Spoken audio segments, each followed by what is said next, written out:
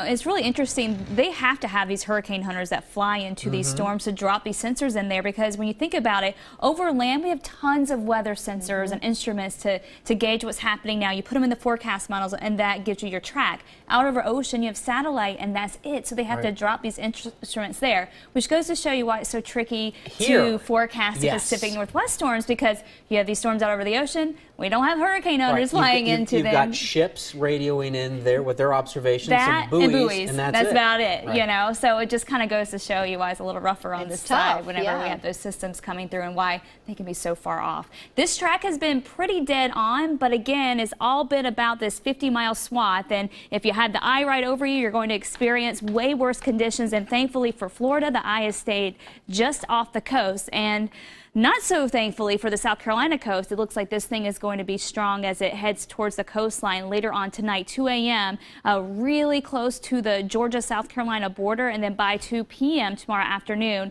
perhaps making landfall somewhere close to Charleston, South Carolina, Category 2 or Category 1 status, so a big storm surge, quite a bit of wind, but the storm surge and the flooding really the big concern with the system, and then eventually it pushes on out to sea. So there's the latest loop of it there, and you can see it making its way towards Georgia and South Carolina. Meanwhile, closer to home, we've been dealing with the showers here, but these have been very light and easy to get through. So if you have plans to get out and about this evening, you may run into a little bit of spotty light rain, but nothing too intense. You can see south of Portland back towards Woodburn and Colton, and also over near Sandy, a little bit of very spotty, very light rain, not the type of thing you really need the rain gear for. Over in the coast range, showers are a little bit more intense back towards wine country, but once that loses that elevation, those are going to be weaker too, and most of this is just going to diminish as we head towards the 7 o'clock hour. So a fairly dry evening ahead, and it won't even be too chilly either. So mostly cloudy skies for tonight. A few sprinkles or light showers will be possible, and that's going to be about the extent of that. Heavy showers stay back to our north as we head through the overnight hours, so we're in the clear here. 61 degrees right now, so temperature is fairly mild, and they'll be really slow to drop. In fact, we're still in the upper 50s as we approach midnight tonight, so not as chilly as it has been. Our low only 57 degrees. Slight chance for a stray shower tonight and early tomorrow morning, and then lots of dry time for your Saturday. Here's a look at the forecast here. 60 degrees by 9 a.m., still fairly cloudy.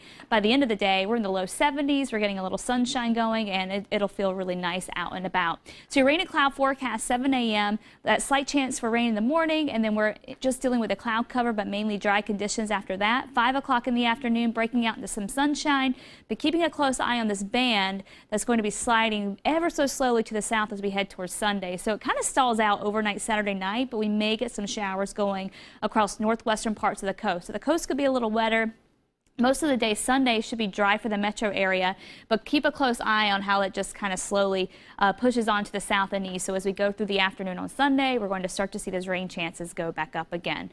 So your forecast for Saturday, the drier of the 2 days, low 70s up and down the valley, mid 70s east, and we'll be in the 60s for the coast. Sunday, rain chances, but mainly for the second half of the day, still pretty mild temperature wise. In fact, east of the Cascades, mid 70s again.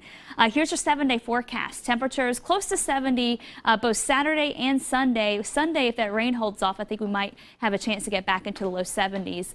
For Monday, 67, and then by the end of next week, rain chances push back in and temperatures drop again, back to the low 60s for highs by the end of the week. Temperatures should be right around 69 degrees for this time of the year, so we're running a little bit below normal, and we're in a surplus of rain so far for the month. Many of us over half an inch to even over an inch ahead of schedule, so it's been a little wet for October so far, so enjoy the dry time this weekend. Yeah, guess what I got to do tomorrow? What? Clean the gutters, baby. Oh, yes. That's such a chore right now, but you got to do it.